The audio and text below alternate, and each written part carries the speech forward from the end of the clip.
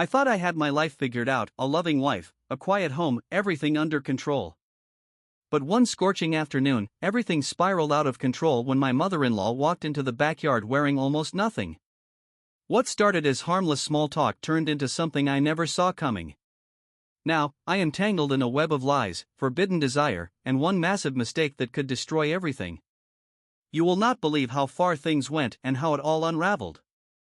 If you had told me that this weekend would shatter everything I thought I knew about my life, I would have laughed in your face. But here I was, standing shirtless in my backyard, sweat dripping down my back, while my mother-in-law, Sarah, walked out of the house in a dress so sheer it might as well have been invisible. My wife, Emily, was away on business. She trusted me completely, which made what happened next all the more impossible to believe. Sarah had never been anything but polite and distant with me. She was always the composed, aloof type, the kind of woman who seemed too busy judging the world to engage with it. But today, something was different. "How do you stand this heat?" she asked, stepping closer to where I was pulling weeds from the flower beds. Her voice was soft, almost teasing, and when I glanced up, her eyes lingered on my chest a moment too long. I felt my pulse quicken. "I stay busy. It keeps me from noticing the weather," I replied, trying to keep my tone neutral. But Sarah did not move away. Instead, she sat on the edge of the garden bench, her body angled toward me, her gaze intense. Her hand rested lightly on my shoulder, the touch so brief I could have convinced myself it was an accident if not for the way her fingers trailed down my arm afterward. "You have been working hard," she said, her voice lower now, almost a whisper. I froze, the tension between us thick enough to cut with a knife. My mind screamed at me to get up, to go inside, to do anything but sit there and let this unfold. But I could not move. Her presence held me captive, her perfume filling the air around us, her fingers daring to test boundaries I should have defended. "Sarah," I said, my voice strained, "we should not." But she silenced me with a single look. "Do not pretend this is not what you want," she said. Her words were a challenge, and before I could stop myself, I found my resolve crumbling. She leaned in closer, her lips brushing against my neck, and I knew in that moment there was no turning back. I followed Sarah into the house, my mind a chaotic mess. I should have stopped her. I should have walked away. But my body betrayed me, every step erasing a line I could never redraw. The living room was dim, the heavy curtains filtering out the afternoon sun. The air inside felt thick, heavy with unspoken desires. Sarah closed the door behind me, her movements slow and deliberate. When she turned to face me, the look in her eyes made it clear this was not a game to her. Her fingers brushed against my chest, tracing the lines of my muscles, and I felt my breath hitch. "You think about me, do you not?" she asked, her voice so quiet it was almost a purr. "Sarah, this is insane," I said, my voice hoarse. But even as I spoke, I could feel myself losing control. "Maybe," she said, stepping closer, "but it feels real, does it not?" Her lips met mine before I could reply, soft at first but growing insistent, demanding. My hands moved on their own, sliding down her back, feeling the curve of her waist. Her dress was a whisper of fabric between us, slipping easily from her shoulders as I pulled her closer. For a moment, I hesitated, guilt creeping in like a shadow. But then she kissed me again, and the shadow disappeared.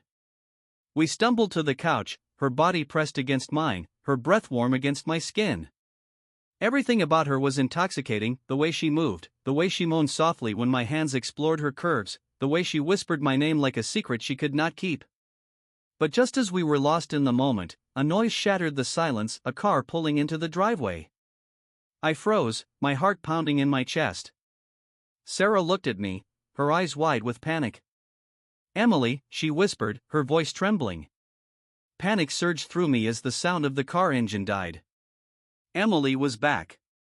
She was not supposed to return until tomorrow, and now she was steps away from walking into something that could destroy everything. Sarah grabbed her dress, pulling it over her shoulders in one frantic motion. Her face was pale, her calm composure shattered. "What do we do?" she hissed, her voice trembling. "Act normal," I said, my throat dry. But there was no way to erase what had just happened, the heat, the closeness, the way her lipstick still clung faintly to my skin. The front door opened, and Emily's voice rang out. Martin? I thought you would be outside. Her footsteps echoed through the house. I turned to Sarah, motioning for her to leave the room. She nodded and disappeared into the hallway just as Emily stepped into the living room. She looked radiant, her eyes lighting up when she saw me. Surprise! The conference ended early, so I thought I would come home. She walked over and wrapped her arms around me. Her embrace felt suffocating, the guilt gnawing at me like a live wire. That is great, I managed to say, forcing a smile. My voice sounded foreign, strained. Emily pulled back, her brow furrowing. Are you all right? You seem tense. I am fine, I lied, stepping away from her. Just tired from working in the garden. Before she could ask anything more, Sarah reappeared, her face a mask of casual indifference. Emily. You are back early, she said, her voice smooth. She walked into the room, her movements graceful, as if nothing had happened. Emily smiled at her mother, oblivious to the tension crackling in the air. I wanted to surprise both of you. Maybe we can have dinner together? Of course, Sarah replied, her smile never wavering. But when our eyes met, I saw something flicker there, fear, guilt, and something else I could not name. As the evening wore on, the weight of what Sarah and I had done hung over me like a storm cloud. Every laugh, every shared glance with Emily felt like a betrayal. Sarah, on the other hand, seemed unbothered, her composure flawless. But when Emily went to bed, Sarah cornered me in the kitchen. Her voice was low, her tone sharp. You cannot tell her. I would never, I said, my voice firm. But I knew it was not that simple. Secrets like this had a way of surfacing, and I could already feel the cracks forming. Sarah stepped closer, her eyes locking onto mine. You need to decide, Martin. Are you going to bury this, or are you going to let it destroy us all? The next morning, I woke up early, my head pounding with the weight of everything. Emily was still asleep upstairs, her peaceful face a reminder of what I stood to lose. I could hear Sarah moving around in the kitchen. Facing her was the last thing I wanted to do, but avoiding her would only make things worse. When I walked in, she was standing by the stove, making coffee. Her back was to me, but I could feel the tension radiating off her. She turned when she heard me, her eyes scanning my face like she was searching for cracks. Did you sleep? She asked, her voice low and neutral. Not really, I admitted. Sarah, this cannot happen again. She stepped closer, her expression hardening. You think it is that simple? You think we can just forget it? We have to, I said firmly. For Emily's sake. But Sarah's lips curled into a bitter smile. Do not fool yourself, Martin. Last night, that was not just a mistake. You felt it as much as I did. And the more you try to bury it, the harder it will pull at you. I opened my mouth to argue, but before I could, the sound of Emily's footsteps coming down the stairs froze both of us. Sarah turned back to the stove, her movements casual, as if we had just been discussing the weather. Morning, Emily said brightly, walking into the kitchen and kissing me on the cheek. What are you two talking about? Just breakfast plans, Sarah said smoothly. Her tone was so natural it sent a shiver down my spine. Emily beamed. Great. Let us eat out today. There is this cute cafe I found online. It is supposed to have the best pancakes. Sarah and I exchanged a quick glance, and I could see the warning in her eyes. I nodded, forcing a smile. Sounds perfect. But as the day went on, the tension only grew. Every time Sarah brushed past me, every time her gaze lingered a second too long, I felt like I was walking a tightrope. Emily, blissfully unaware, chattered about her trip, her excitement almost painful to hear. And then the moment came that changed everything. That evening, as Emily stepped outside to water the flowers, Sarah cornered me in the hallway. Her hand grabbed my arm, her nails digging into my skin. We need to talk. Not now, I hissed, glancing toward the open door where Emily was humming to herself. Now, Sarah insisted, pulling me into the den.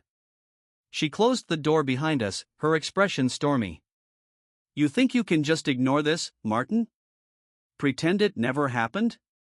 You are wrong, she said, her voice trembling with anger. Because I will not let you. I stared at her, stunned. What are you saying, Sarah? If you keep pushing me away, I will tell her, she said, her voice a dangerous whisper. I felt the ground shift beneath me. You would not. She stepped closer, her eyes blazing. Try me. The sound of Emily's voice calling from outside broke the moment. Sarah's lips curved into a smile, but it was not a friendly one. Think about what you want, Martin, she said before slipping out of the room. I stood there, my heart pounding, as Emily walked back inside, her face glowing with happiness. But for the first time, I could not look her in the eye. The days that followed were pure torment. Sarah's threat hung over me like a guillotine, the weight of her words sinking deeper into my chest with every passing moment. I tried to act normal around Emily, but I knew I was failing. Every smile felt forced, every laugh hollow. She noticed, of course. Is something going on? She asked one evening, her eyes searching mine. You have been distant lately. I shook my head, forcing a reassuring smile. Just stressed from work, that is all. Emily accepted the lie, but I could see the doubt lingering in her gaze. And Sarah? She was relentless. She found every excuse to corner me when Emily was not around. Her whispers were like poison in my ear, her touch a constant reminder of the power she held over me. You cannot avoid me forever, she said one evening, her voice low and dangerous. And if you try, I will make sure Emily knows everything. The threat sent a chill through me, but I still clung to the hope that I could find a way out of this mess. I just did not know how. Until the night it all came crashing down. It started innocently enough. Emily suggested we have a family dinner, just the three of us. She cooked, laughing and chatting as if everything were normal. Sarah played her part perfectly, smiling and nodding, her charm as effortless as ever. But as the evening wore on, I felt the tension building. Sarah's gaze lingered on me too long, her smiles holding a sharp edge. Emily, oblivious, poured more wine, her laughter filling the room. And then it happened. As Emily got up to clear the plates, Sarah leaned across the table, her voice barely above a whisper. If you do not come to me tonight, I will tell her everything. I swear it, Martin. The blood drained from my face. You are insane, I hissed, but she just smiled, leaning back in her chair as if nothing had happened. Emily returned, oblivious to the storm brewing right under her nose. But I could barely look at her. That night, after Emily went to bed, I sat in the living room, my mind racing. I could not let Sarah ruin everything, but I also knew she was not bluffing. I heard footsteps behind me and turned to see Sarah standing in the doorway. Her expression was calm, almost triumphant. Your choice, Martin, she said softly. I stood, my fists clenched. You will not do this. I will not let you destroy my life. She stepped closer, her smile sharp. Then you had better decide quickly, because I am running out of patience. At that moment, Emily's voice called from upstairs. Martin? Are you coming to bed? Sarah's eyes never left mine. Tick-tock, she whispered. I stood frozen in the dimly lit living room, Sarah's words hanging in the air like a loaded gun. Upstairs, Emily called out again, her voice tinged with confusion. Martin? I am coming, I shouted, but my voice cracked, betraying the storm raging inside me. Sarah crossed her arms, her smirk razor-sharp. Better go before she starts wondering why you are down here with me, she whispered, her tone dripping with mockery. I brushed past her, my pulse hammering in my ears as I climbed the stairs. Emily was waiting in bed, her face soft with sleepy concern. You sure everything is all right? She asked, her hand reaching out to touch mine. I nodded stiffly. Just a lot on my mind. But as she drifted back to sleep, her head resting peacefully on the pillow, I lay awake, staring at the ceiling. I knew I was out of time. Sarah's threat was a noose tightening around my neck, and the only way to escape it was to make a move before she did. The next morning, I made my decision. While Emily was out running errands, I confronted Sarah in the kitchen. She was sipping coffee, the picture of calm. Whatever you think you have over me, it ends now, I said, my voice low but firm. She raised an eyebrow, her lips curving into a sly smile. And how do you plan to stop me? Tell Emily yourself? I doubt you have the stomach for that. I leaned closer, my voice a whisper. Maybe not. But if you tell her, you will lose everything too. Do you really think Emily will forgive you for this? For the first time, I saw her mask slip. A flicker of uncertainty crossed her face, and I pressed the advantage. You have everything to lose, Sarah. The life you built, your relationship with your daughter, gone. Are you really willing to risk it all? Her hand trembled slightly as she set her mug down, but her expression hardened. Do not underestimate me, Martin. You think you can scare me? You cannot. But I saw the hesitation in her eyes. The gamble was working, at least for now. The confrontation hung between us for the rest of the day, an unspoken truce that felt as fragile as glass. That evening, as we all sat together in the living room, I felt the tension coil tighter and tighter. Emily was scrolling through her phone, oblivious to the undercurrents between Sarah and me. But then she paused, her brow furrowing. Martin, she said, her voice cautious. What is this? She turned the screen toward me, and my blood ran cold. It was a message, an anonymous one, but its contents were unmistakable, accusations of an affair, the kind that could only have come from Sarah. I got this just now, Emily said, her voice shaking. Is it true? Tell me it is not true. I stared at the message, my mind racing. But before I could speak, Sarah interjected. Emily, she began, her voice soft, you need to know. Do not, I snapped, cutting her off. My voice was loud enough to startle both of them. Emily's face crumpled, tears welling in her eyes. Martin, what is going on? I took a deep breath, the words clawing their way out of my throat. It is complicated, I said finally.